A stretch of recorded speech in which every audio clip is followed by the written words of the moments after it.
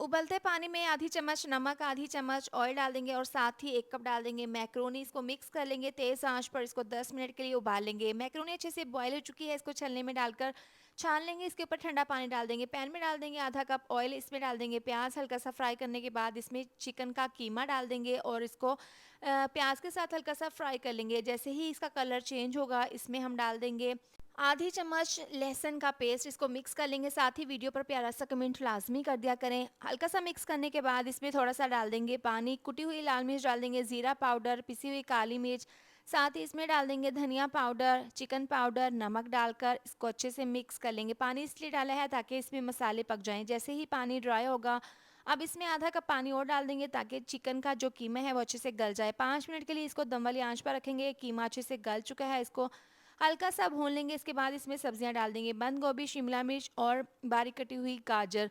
हल्का सा सब्जियों को कीमे के साथ मिक्स कर लेंगे। इसको 5 मिनट के लिए दम वाली आंच पर रखेंगे ताकि सब्जियां हल्की सी सॉफ्ट हो जाएं।